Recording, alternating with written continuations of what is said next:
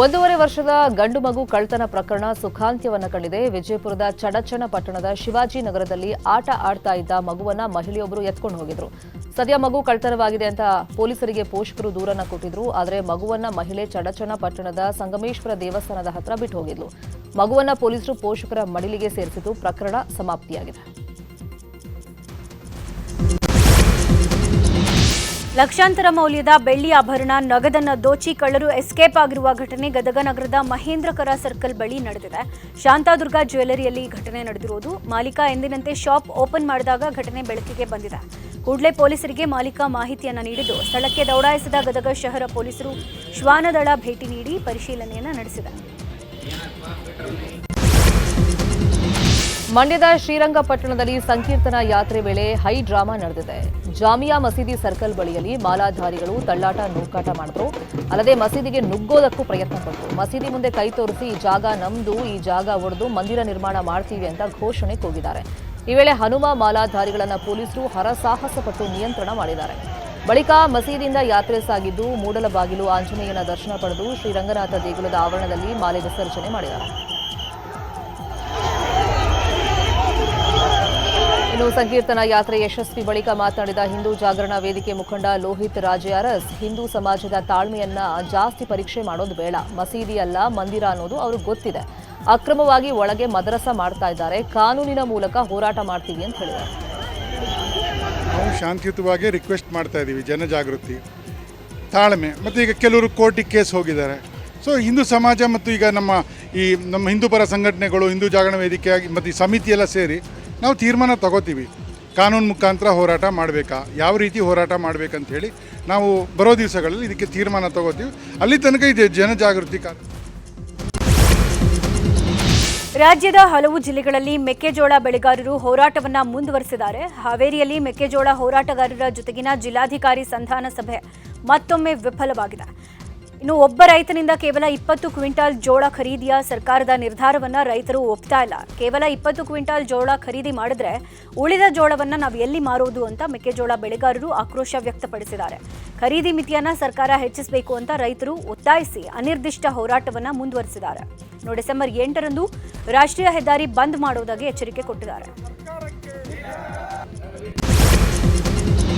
ಚಿಕ್ಕಬಳ್ಳಾಪುರ ಜಿಲ್ಲೆಯ ಚಿಂತಾಮಣಿ ತಾಲೂಕಿನ ದೊಡ್ಡ ಗಂಜೂರು ಗ್ರಾಮದ ಸರ್ಕಾರಿ ಶಾಲಾ ಮಕ್ಕಳ ಗೋಳು ಕೇಳೋರೆ ಇಲ್ಲದಂತಾಗಿದೆ. 50 ಮಕ್ಕಳಿರುವಂತಹ ಶಾಲೆಯಲ್ಲಿ ಸೂಕ್ತ ಕೊಠಡಿಗಳಿಲ್ಲ. ಕೆಲ ಕೊಠಡಿಗಳು ಬೀಳುವಂತ ಹಂತದಲ್ಲಿವೆ. ಇದರಿಂದ ಮಕ್ಕಳು ಜೀವ ಭಯದಲ್ಲೇ ಪಾಠ ಕೇಳುವಂತಾಗಿದೆ. ಮಳೆ ಬಂದರೆ ಸೋರುತ್ತೆ. ಹೀಗಾಗಿ ಕೊಠಡಿಗಳನ್ನು ದುರಸ್ತಿಗೊಳಿಸಲು ಗ್ರಾಮಸ್ಥರು ಮನವಿ ಮಾಡಿದ್ದಾರೆ. ಕ್ರಿಕೆಟ್ ಆಡುವಾಗ ಅಲ್ಲಿ ಒಂದು ಓಲ್ಡ್ ಬಿಲ್ಡಿಂಗ್ ಇದೆ, ಅಲ್ಲಿ ಹೆಂಚುಗಳೆಲ್ಲ ಬಿದ್ದೋಗ್ತಾ ಇದೆ. ನಾವು ಬಾಲ್ ಎತ್ಕೊಂಡು ಹೋಗುವಾಗೆಲ್ಲ ಹೆಂಚು ನಮ್ಮ ಮೇಲೆ ಬಿದ್ದೋಗುತ್ತೆ. ಅದಕ್ಕೆ ನಾವು ಭಯದಿಂದ ಅಲ್ಲಿ ಹೋಗುವುದಿಲ್ಲ. ಟೀಚರ್ಸ್ ಕೂಡ ಹೇಳಿದ್ದಾರೆ. ಗದಗ ತಾಲೂಕಿನ ಹುಯಿಲಗೋಳ ಗ್ರಾಮದ ಪ್ರಾಥಮಿಕ ಆರೋಗ್ಯ ಕೇಂದ್ರ ದುಸ್ಥಿತಿಗೆ ತಲುಪಿದೆ.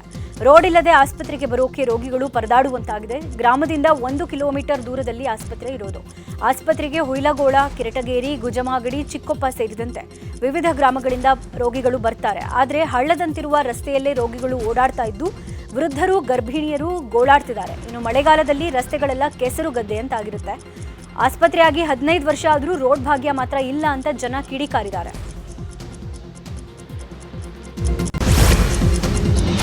ಕೋಲಾರದ ಕೆಜಿಎಫ್ನಲ್ಲಿ ನಡೆದಿದ್ದ 30 ಹಸುಗಳ ಕಳವು ಪ್ರಕರಣದಲ್ಲಿ 3 ಆರೋಪಿಗಳನ್ನು ಪೊಲೀಸರು ಬಂಧಿಸಿದ್ದಾರೆ. ಕೆಜಿಎಫ್ನ ರಾಬರ್ಟ್ ಸನ್ಪೇಟೆ ಪೊಲೀಸರು ಕಳ್ಳರನ್ನು ಬಂಧಿಸಿದ್ದಾರೆ. ಆರೋಪಿಗಳಿಂದ 2.5 ಲಕ್ಷ ಮೌಲ್ಯದ ನಗದು, ಸ್ಯಾಂಟ್ರೋ ಕಾರ್ ಮತ್ತು ಟೆಂಪೋ ವಶಕ್ಕೆ ಪಡೆಯಲಾಗಿದೆ. ರಾಜಭವನದ ಹೆಸರನ್ನ ಬದಲಾವಣೆ ಮಾಡಿ ಲೋಕಭವನ ಅಂತ ಮರುನಾಮಕರಣ ಮಾಡಲಾಗಿದೆ. ಭಾರತ ಸರ್ಕಾರದ ಆದೇಶ ಮತ್ತು ರಾಜ್ಯಪಾಲರ ಅನುಮೋದನೆಯ ಮೇರೆಗೆ ಬದಲಾವಣೆ ಮಾಡಲಾಗಿದೆ. ರಾಜಭವನಕ್ಕೆ ಇನ್ಮುಂದೆ ಲೋಕಭವನ ಕರ್ನಾಟಕ ಅಂತ ಹೆಸರನ್ನ ಇಡಲಾಗಿದೆ.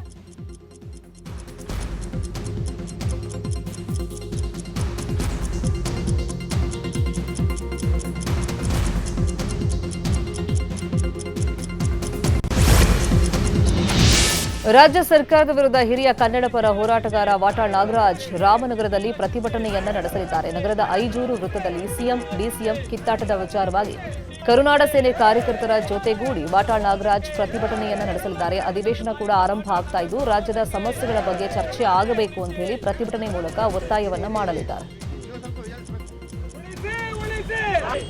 ರಕ್ಷಿಸಿ ರಕ್ಷಿಸಿ ರಕ್ಷಿಸಿ ರಕ್ಷಿಸಿ ರಕ್ಷಿಸಿ ಅರಣ್ಯ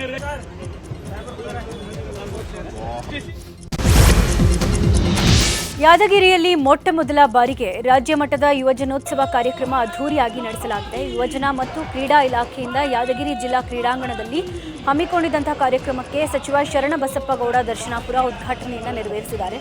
ಯುವಜನೋತ್ಸವ ಅಂಗವಾಗಿ ವಿವಿಧ ಸಾಹಸ ಕ್ರೀಡಾಕೂಟಗಳನ್ನು ಹಮ್ಮಿಕೊಳ್ಳಲಾಗಿದ್ದು, ಯಾದಗಿರಿ ಕೋಟೆಯಲ್ಲಿ ರಾಕ್ ಕ್ಲೈಂಬಿಂಗ್, ಜಿಲ್ಲಾ ಕ್ರೀಡಾಂಗಣದಲ್ಲಿ ಸ್ಕೂಬಾ ಡೈವಿಂಗ್ ನೋಡುಗರ ಗಮನ ಸೆಳೆದಿದೆ.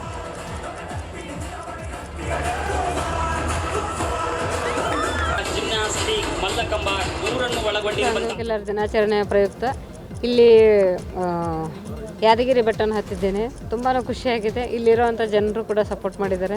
ಎಲ್ರಿಗೂ ನಾನು ತುಂಬ ಹೃದಯ ಧನ್ಯವಾದ ಹೇಳೋಕ್ಕೆ ಇಷ್ಟಪಡ್ತೀನಿ. ಗ್ರಿಪ್ ನೋಡ್ತಾ ಆಗುತ್ತೋ ಇಲ್ಲೋ ಅನ್ನೋ ಭಯದಿಂದ ನಾವು ಮಾಡಿರ್ತೀವಿ ಫಸ್ಟು ಬಟ್ ಆಮೇಲೆ ಬರ್ತಾ ಒಂದು 2-3 ಅಡಿ ಹೋದ ಮೇಲೆ ನಾವು ಮಾಡ್ಬೋದಪ್ಪ ಇದನ್ನು ಒಂದು ಕಾನ್ಫಿಡೆಂಟ್ ಕೊಂಡು ಮೂವ್ ಮಾಡ್ತಾ ಹೋದೆ. ನಾವು ಹೆಂಗೆ ಹೋಗ್ತೀವಿ ಹಂಗೆ ಸ್ವಲ್ಪ ಕಷ್ಟ ಆಗುತ್ತೆ, ಆದರೂ ನಾವು ಕಷ್ಟನಾದ್ರೂ ಸುಲಭ ಮಾಡಿಕೊಂಡು ಈಸಿಯಾಗಿ ಹೋಗಿ ಟಾಪ್ ಮಾಡ್ತೀವಿ. ದಕ್ಷಿಣ ಕಾಶಿ ನಂಜನಗೂಡು ಶ್ರೀ ನಂಜುಂಡೇಶ್ವರ ಸ್ವಾಮಿಯ ಚಿಕ್ಕ ಜಾತ್ರಾ ಮಹೋತ್ಸವ ಇವತ್ತು ವಿಜೃಂಭಣೆಯಿಂದ ನಡೆಯಲಿದ್ದು, ದೇವಾಲಯ ಸಕಲ ಸಿದ್ಧತೆಯನ್ನು ಮಾಡಿಕೊಂಡಿದೆ. ಚಿಕ್ಕ ಜಾತ್ರೆಯಲ್ಲಿ ಒಟ್ಟಿಗೆ ಗಣಪತಿ, ಚಂಡಿಕೇಶ್ವರ, ಪಾರ್ವತಿ ಸಮೇತ ನಂಜುಂಡೇಶ್ವರ ಸ್ವಾಮಿಯ 3 ರಥಗಳನ್ನು ಎಳೆಯಲಾಗ್ತಾ ಇದೆ. ಬೆಳಗ್ಗೆ 9 ಗಂಟೆಯಿಂದ 9:15 ಗಂಟೆಗೆ ಸಲ್ಲುವಂತಹ ಶುಭ ಧನುರ್ ಲಗ್ನದಲ್ಲಿ ರಥೋತ್ಸವಕ್ಕೆ ಚಾಲನೆ ಸಿಗುತ್ತೆ. ಸಾವಿರಾರು ಸಂಖ್ಯೆಯಲ್ಲಿ ಭಕ್ತರು ರಥೋತ್ಸವದಲ್ಲಿ ಪಾಲ್ಗೊಳ್ಳುತ್ತಾರೆ.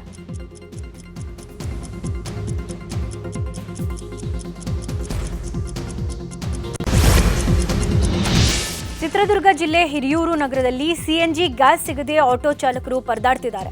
ನಗರದ ಏಕೈಕ ಸಿಎನ್ಜಿ ಬಂಕ್ಗೆ ಸಮರ್ಪಕವಾಗಿ ಸಿಎನ್ಜಿ ಗ್ಯಾಸ್ ಪೂರೈಕೆ ಆಗ್ತಿಲ್ಲ. ಇದರಿಂದ ಸಿಎನ್ಜಿಯನ್ನು ನಂಬಿ ಆಟೋ ಓಡಿಸುತ್ತಿದ್ದ ಚಾಲಕರು ಬಂಕ್ ಎದುರಿಗೆ ಕ್ಯೂ ನಿಲ್ಲಬೇಕಾಗಿರೋ ಪರಿಸ್ಥಿತಿ ನಿರ್ಮಾಣ ಆಗಿದೆ. ಕಳೆದ 4 ವರ್ಷಗಳಲ್ಲಿ ಹಲವು ಬಾರಿ ಇದೇ ಸಮಸ್ಯೆ ಆಗಿದೆ. ಈ ಕುರಿತು ಸಂಬಂಧಪಟ್ಟವರು ಗಮನ ಹರಿಸಬೇಕು ಅಂತ ಆಟೋ ಚಾಲಕರು ಆಗ್ರಹಿಸಿದ್ದಾರೆ. ಸಂಚಾರಿ ನಿಯಮ ಉಲ್ಲಂಘನೆ ಹಿನ್ನೆಲೆಯಲ್ಲಿ ದಂಡ ಕಟ್ಟಲು ರಿಯಾಯಿತಿಯನ್ನು ನೀಡಲಾಗಿದೆ. ದಂಡ ಕಟ್ಟಲು ಶೇಕಡಾ 50% ರಿಯಾಯಿತಿ ನೀಡಿರುವಂತಹ ಹಿನ್ನೆಲೆಯಲ್ಲಿ ನವೆಂಬರ್ 21ರಿಂದ ಈವರೆಗೆ 3,71,358 ಕೇಸ್ ಇತ್ಯರ್ಥವಾಗಿದ್ದು ಒಟ್ಟು 10 ಕೋಟಿಗೂ ಅಧಿಕ ದಂಡ ಸಂಗ್ರಹ ಮಾಡಲಾಗಿದೆ.